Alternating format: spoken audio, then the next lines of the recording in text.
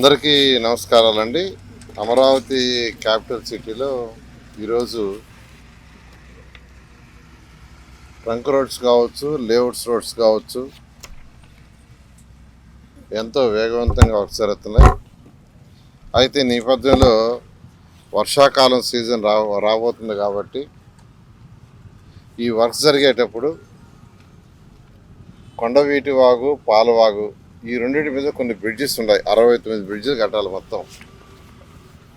కొండవీటి వాగు, పాలవాగు రెండింటి మీద 69, అంటే పాలవాగు మీద 30, కొండవీటి వాగు మీద 32, గ్రావిటీ కెనాల్ మీద 7 బ్రిడ్జెస్ వర్క్ జరుగుతున్నాయి. ఈ జరిగేటప్పుడు రేపు వర్షాల వల్ల వర్క్లో ఆగొచ్చు. ఎక్కడైతే బ్రిడ్జ్ కడుతున్నారో కట్టే దగ్గర అటు ఇటు కట్టేయటం వల్ల దాని మీద యాక్చువల్గా నేను, మన లక్ష్మీప్రసాద్ గారు, అధికారులు అందరూ కలిసి నిన్న ఇవాళ ఇన్స్పెక్షన్ చేయడం జరిగింది. ఇవాళైతే N9 కొండవీటి వాగు N9 రోడ్ని మీద బ్రిడ్జ్ కడుతున్నారు. కొండవీటి వాగు మీద N9 రోడ్డు మీద బ్రిడ్జ్ కడుతున్నారు. అదేవిధంగా N8 దగ్గర కడుతున్నారు, N7 దగ్గర కడుతున్నారు. వాటిని యాక్చువల్గా ఇవాళ ఇన్స్పెక్షన్ జరిగింది. అయితే ఎక్కడైతే బ్రిడ్జ్ కడుతున్నారో బ్రిడ్జ్ దగ్గర పనులు జరిగేటప్పుడు వాటర్ ఆ బ్రిడ్జ్ కింద పోలేవు. ఎందుకంటే అటు ఇటు కట్టేసి చిన్న డైవర్షన్ చేస్తున్నారు, వెరీ స్మాల్ డైవర్షన్. అయితే రేపు ఫ్లడ్ వస్తే ఆ డైవర్షన్లో వాటర్ పోగలవా లేదనే దాని మీద యాక్చువల్గా ఇన్స్పెక్షన్ చేయడం జరిగింది. అది చాలా చిన్న డైవర్షను. ఎందుకంటే ఇప్పుడు వచ్చే వాటర్ చాలా కొద్దిగా,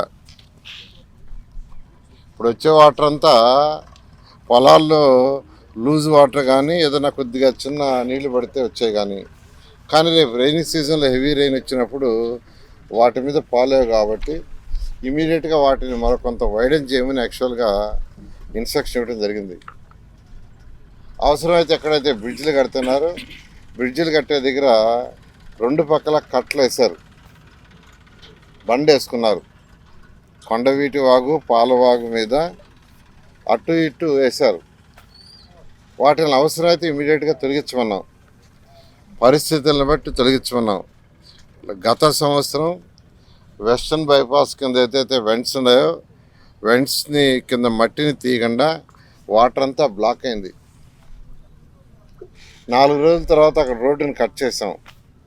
ఈసారి అటువంటి పరిస్థితి రాకూడదని ముందు జాగ్రత్తగా నిన్న వెస్టర్న్ బైపాస్ని కంప్లీట్గా విజిట్ చేసాం. అక్కడ ఇన్స్ట్రక్షన్ ఇచ్చాం. దాదాపు దాని కింద ఉన్న మట్టి, వెంటి కింద ఉన్న మట్టి అంతా తీసేస్తున్నారు. వాళ్ళు అడిగింది 10 days ఏమి అడిగారు. 10 daysలో పూర్తిగా తొలగిస్తామని. కాబట్టి గత సంవత్సరం వచ్చినట్టు వెస్టర్న్ బైపాస్ కింద ప్రాబ్లం రాదు. అయితే కొండవీటి వాగు, పాలవాగు దగ్గర ఎక్కడైతే బ్రిడ్జిలు కడుతున్నారో అక్కడ ప్రాబ్లమ్స్ వచ్చే పాసిబిలిటీ ఉంది. దీన్ని ముందు జాగ్రత్తగా గ్రహించి వాళ్ళకి ఇన్స్ట్రక్షన్ ఇవ్వటం, ఆల్టర్నేట్ ఏం చేయాలా. ఎందుకంటే ఇదంతా వర్క్ అయిందాకే.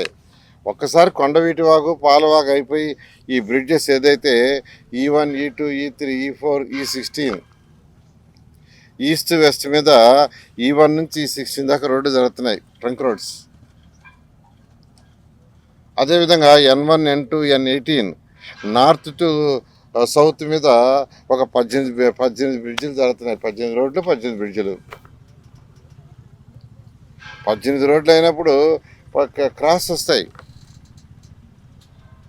సో వాటి వల్ల వాటర్ అబ్స్ట్రక్షన్ వెనక తన్నొచ్చని ముందు జాగ్రత్తగా యాక్చువల్గా నిన్న ఇవాళ విజిట్ చేయడం జరిగింది. ఎక్కడైతే డైవర్ట్ చేశారు, ఇప్పుడు ఇక్కడ మనం డైవర్ట్ చేసిన దగ్గర చూస్తే ఇక్కడ రీజనబుల్గా వెడల్పుగా ఉంది. అదే N7 దగ్గరికి పోతే ఆ డైవర్ట్ చేసిన కెనాల్ కేవలం 4 అడుగులు వెడల్పు ఉంది. 4 అడుగులే. రేపు ఫ్లడ్ వచ్చినప్పుడు 4 అడుగుల ఫ్లో కాదు. అందుకని దాన్ని కొంత వైడెన్ చేయమన్నాం. ఆ విధంగా యాక్చువల్గా ముందు జాగ్రత్తగా ఈ డెసిషన్స్ తీసుకుంటూ ఇవన్నీ ఇన్స్ట్రక్షన్స్ చేయడం జరిగింది. ఇవి కాకుండా ఈరోజు 3 రిజర్వాయర్లు వర్క్ జరుగుతుంది. ఒకటి శాఖమూరు రిజర్వాయరు, అది 44 ఎకరాల్లో 0.4 TMC వాటర్ స్టోర్ చేయగలం. రెండోది పెనుమాక రిజర్వాయర్ 190 ఎకరాలు. అక్కడ 0.1 టీఎంసీ స్టోర్ చేయగలం. మూడవది నీరుకొండ రిజర్వాయర్. ఇప్పుడు మనం ఉండేదే అది 440 ఎకరాలు, చాలా పెద్ద రిజర్వాయర్. దాంట్లో 0.4 టీఎంసీ. మొత్తం తీసుకుంటే ఈ 3 రిజర్వాయర్లు కలిసి 674 ఎకరాలు.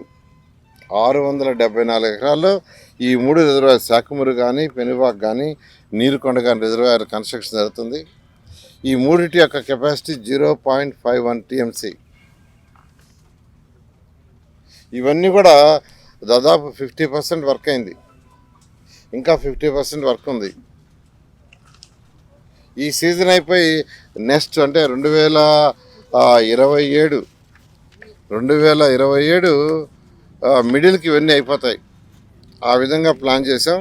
అదేవిధంగా కొండవీటి వాగు 23.7 కిలోమీటర్లు, పాలవాగు 16.7 కిలోమీటర్లు, గ్రావిటీ కెనాల్ 7.84 కిలోమీటర్లు. ఇవి మొత్తం 48.3 కిలోమీటర్లు. ఇదైతే మెజారిటీ తవ్వేశారు. కెనాల్ మెజారిటీ ఏదైతే చేయాలో 48.3 కిలోమీటర్ పూర్తయింది. అయితే ఎక్కడైతే బ్రిడ్జెస్ వస్తాయో, ఎక్కడైతే బ్రిడ్జెస్ 69 ప్లేసుల్లో వస్తాయో అక్కడ వర్క్ జరుగుతూ ఉంది. ఆ బ్రిడ్జెస్ పూర్తి కావడానికి 2027 మార్చి ఏప్రిల్ పూర్తవుతుంది.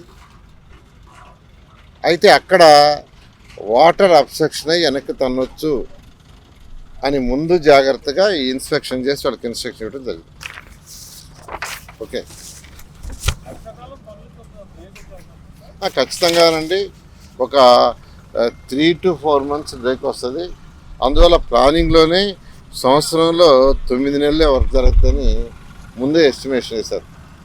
వాళ్ళకి ఇచ్చిన ఏదైతే 3 సంవత్సరాలు లేఅవుట్స్, 2.5 సంవత్సరం ట్రంక్ రోడ్స్ టైం ఇచ్చామో దాంట్లో ఎవ్రీ ఇయర్ ఒక 3 నెలలు వర్షాల వల్ల వర్క్ జాప్యం జరుగుతుందని క్యాలిక్యులేట్ చేసే ఇచ్చారు. Okay, thank you.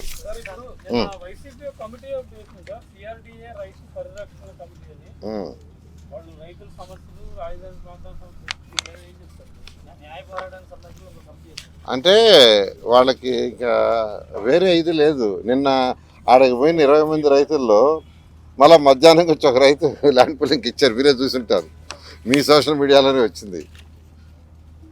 అలా ఉంటుంది. అంటే వాళ్ళకి ఇవ్వాలని ఉంది, రెచ్చగొట్టే ప్రయత్నాలు చేస్తున్నారు, రెచ్చగొట్టి విధ్వంసం సృష్టించాలని. అసలు రైతుల్లో ఇంక ఇవ్వాల్సింది కేవలం వెరీ ఫ్యూ. నేను చెప్పాను మీకు, 35,000 మంది రైతులు ఇచ్చేసారండి. 35,000 మంది, 35,000 రైతులు ఇచ్చి కొద్దిమంది ఇవ్వాల. ఇంకా వాళ్ళు కూడా మేము ల్యాండ్ పూలింగ్కే రమ్మంటున్నాం, ల్యాండ్ అక్విజిషన్ వద్దంటున్నాం మేమే. ఈ సమయంలో వాళ్ళకి సజెషన్ చేసా, అమరావతి క్యాపిటల్ సిటీ అయిపోతుంది, ఎంతో వేగవంతంగా జరుగుతుంది, రాష్ట్రానికి రాజధాని కావాలా, దానికి మీరు సపోర్ట్ చేయండి అని చెప్పి మేము లీగల్గా సపోర్ట్ చేస్తాం, మేము కమిటీ వేస్తాం. అసలు వచ్చి చూస్తే కదా అసలు ఏం జరుగుతుందో, వచ్చి చూస్తే కదా. అటు చూడండి, పక్కన ఎంతంత బిల్డింగ్స్ కట్టారో, వాళ్ళకి ల్యాండ్ ఇస్తే దానివల్ల ఎంత ఎకానమీ వస్తుంది. దాంట్లో పనిచేసే వాళ్ళు ప్రభుత్వానికి ట్యాక్స్ కడుతుంటారు, ఇన్కమ్ ట్యాక్స్ కడతారు, దానివల్ల రాష్ట్రానికి ఆదాయం. ఇక్కడ విద్యార్థులు చదువుతుంటే వాళ్ళకి మెస్ తీసుకోండి, ఫుడ్ సప్లై చేసే దాంట్లో రాష్ట్ర ప్రభుత్వానికి, కేంద్ర ప్రభుత్వానికి జిఎస్టీ వస్తుంది. వాళ్ళు కట్టే అనేక ట్యాక్సులతో రాష్ట్రానికి ఆదాయం వస్తుంది. ఎంతోమంది ఎంప్లాయ్మెంట్ ఉద్యోగాలు వచ్చినాయి. ఈరోజు ఎస్ఆర్ఎం విత్ అంటే అవన్నీ ఫేమస్ ఇన్స్టిట్యూషను, బయట నుంచి విద్యార్థులు వస్తున్నారు, ఎకానమీ మన రాష్ట్రానికి వస్తుంది. ఈ విధంగా పాజిటివ్గా థింక్ చేయకుండా నెగిటివ్ డైరెక్షన్లో థింక్ అంతా అయిపోయి 35,000 మంది రైతులు, నేను మీకు ఇచ్చాను కూడా క్యాలిక్యులేషన్ ఎంతమందిని, అంతమంది రైతులు ఇచ్చి వాళ్ళందరికీ ప్లాట్లు ఇచ్చి ఏ కొద్ది మందికో ప్లాట్లు ఇవ్వాలి. అది కూడా వాళ్ళ పర్సనల్ కారణాల వల్ల జరగటం వల్ల దానికి పరిరక్షణ కమిటీని వేయటం, లీగల్గా సపోర్ట్ చేస్తాం, మీరు ఫైట్ చేయండి, అమరావతిని ఎట్టయినా ఆపేయాలా. మాకు చట్టాల మీద నమ్మకం ఉంది, కోర్టు మీద నమ్మకం ఉంది. ఇది ప్రజల కోసం చేసేది, ఒక రాష్ట్రం కోసం చేసేది, ఒక రాష్ట్రంలో ఉన్న 28 జిల్లాల యొక్క ఆర్థిక స్థితిని పెంచేదానికి కట్టే రాజధానిది. అందువల్ల ఏది ఏమైనా ఈ రాజధాని అనేది అనుకున్న ప్రకారం 2028 ఆగస్టుకి ముఖ్యమంత్రి గారు ఇచ్చిన టార్గెట్ ప్రకారం బేసిక్ ఇన్ఫ్రాస్ట్రక్చర్ పూర్తి చేయడం జరుగుతుంది. ఎవరైతే రైతులు భూమి ఇవ్వడానికి ఇస్తారో అధికారంలోకి వచ్చిన తర్వాత వాళ్ళ భూమి వాళ్ళకి ఇచ్చేస్తామని అన్నది కూడా కనిపిస్తుంది. అంటే అవగాహన రాహిత్యం మాట్లాడటం అండి. వాడు భూమి ఇచ్చారు, లేఅవుట్స్ చేసాం, ప్లాట్లు ఇచ్చాము, రోడ్లు వేసేస్తున్నాం, ట్రంక్ రోడ్స్ వేస్తున్నాం, లేఅవుట్స్ రోడ్స్ వేస్తున్నాం, అన్నీ కావాల్సిన ఇన్ఫ్రాస్ట్రక్చర్ మొత్తం ఇస్తున్నాం. అవన్నీ పగలు కొడతాడా? అవన్నీ తీసేస్తాడా? చెప్పండి, అది చెప్పాలి కదా. ఇప్పుడు 350 కిలోమీటర్లు ట్రంక్ రోడ్స్ వేస్తూ 1500 కిలోమీటర్ ట్రంక్ రోడ్స్ వేస్తూ దాంట్లో యూజిడి వేస్తున్నాం, రీసైక్లింగ్ వాటర్ మళ్ళీ దానికి లైన్స్ వేస్తున్నాం. తర్వాత స్టామ్ వాటర్కి అంటే వర్షం నీళ్ళు పోయేదానికి అండర్ గ్రౌండ్ లైన్స్ వేస్తున్నాం, డ్రింకింగ్ వాటర్ లైన్స్ వేస్తున్నాం, ఎలక్ట్రికల్ లైన్స్ వేస్తున్నాం, కేబుల్స్ వేస్తున్నాం. ఇవన్నీ తీసేస్తారా? తీసేసి మళ్ళా రోడ్లన్నీ చెడగొట్టిస్తారా? ఏదైనా మాట్లాడేటప్పుడు ఒక ఆలోచనతో, ఒక ముఖ్యమంత్రిగా పనిచేసిన వాడు ఆలోచనతో ఏదైనా మాట చెప్పాలా. అంతేగాని నేను రాగానే అన్నీ నీకు ఇచ్చేస్తానంటే ఎలా జరగద్ది? ఏదైనా సాధ్యమే చేయాలి. Okay, thank you. Telangana reservoir మొన్న ఏదో గడ్డి కుట్టారని రైతులు ఉన్నారు. ఇక్కడ ఏం జరుగుతారు అంటే ఏదైతే మనకు పంపింగ్ స్టేషన్లు ఉన్నాయో, పంపింగ్ స్టేషన్లో 15 మోటార్స్ ఉన్నాయి. వాటిని వర్షాకాలం వస్తుంది కాబట్టి వాటిలన్నింటినీ సర్వీస్ చేసుకుంటున్నారు. సర్వీస్ మోటార్స్ ఇంకా 3 మోటార్లు సర్వీస్ చేయాలా. ఆ 3 మోటార్లు కూడా 10 రోజుల్లో పూర్తవుతాయి. ఈ నేపథ్యంలో అక్కడ గట్టేశారు. ఎందుకంటే ఆ మోటార్లు పెట్టిన దాని ముందు ఒక చిన్న ట్యాంక్ చేశారు. ఆ ట్యాంకులోకి వాటర్ వస్తే దాని నుంచి పంపింగ్ చేసే సిస్టమ్. ఆ ట్యాంకులోకి నీళ్లు రాకుండా యాక్చువల్గా అడ్డేశారు. ఎందుకంటే సర్వీస్ చేస్తున్నారు కాబట్టి. అందుకని వచ్చిన వాటర్ని డైవర్ట్ చేయడానికి ఒక చిన్న గట్టుని తీశారు. దాన్ని రాద్ధాంతం చేస్తారు. క్లియర్గా ఏదైతే పంపింగ్ స్టేషన్లో పంపింగ్ సర్వీస్ జరుగుతున్నాయో 15లో 12 అయిపోయినాయి, ఇంక 3 ఉన్నాయి. అది కూడా 10 రోజుల్లో పూర్తి చేస్తామన్నారు. సో వాటర్ సక్ చేసి బయటికి పంప్ చేయడానికి ఒక చిన్న రిజర్వాయర్ చేసుకున్నారు. ఆ రిజర్వాయర్లోకి ఇప్పుడు వర్షపు నీళ్లు రాకుండా వాళ్ళు అడ్డు కట్టేసుకున్నారు. ఎందుకంటే దాంట్లోకి నీళ్ళు వస్తే మళ్ళీ ఇబ్బంది పడతారని.